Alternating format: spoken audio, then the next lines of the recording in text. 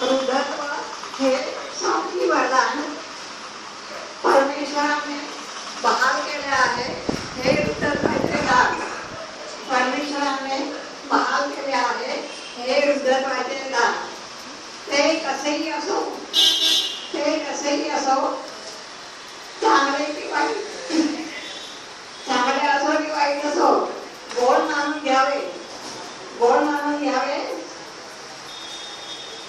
आणि हे वृद्धत्व चांगले असो की वाईट असो, गोड मानून घ्यावे आणि दुसऱ्यांना सुखी करून आपण सुखी व्हावे.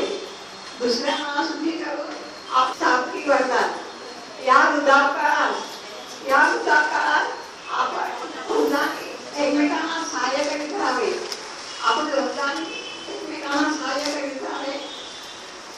आपले सुख आपणच भोगावे, आपले सुख आपणच भोगावे आणि आपले दुःख आपणच सोसावे.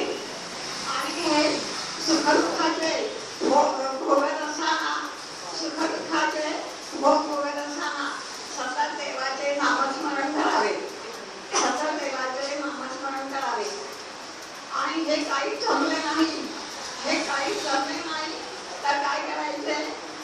ज्येष्ठ नागरिक संघाच्या पुढाकारात जाऊन बसले. ज्येष्ठ नागरिक संघाच्या विरंगुळा केंद्रात जाऊन बसायचे. तिथे गाणी म्हणायची, गोष्टी म्हणायची, गोष्टी सांगायच्या, जोक सांगायचे, दुसऱ्यांना हसायचे, आपणही हसायचे, दुसऱ्यांना हसायचे, आपणही हसायचे. हसण्याने काय होते? हसण्याने काय होते? मन होते तंदुरुस्त, मन होते तंदुरुस्त, तन होते तंदुरुस्त, तन होते तंदुरुस्त. समाज बनतो महान, समाज बनतो महान आणि समाज बनतो परिवार आणि देश होतो महान, देश होतो महान. आणि नंतर आपल्या आपणच ठरवायचे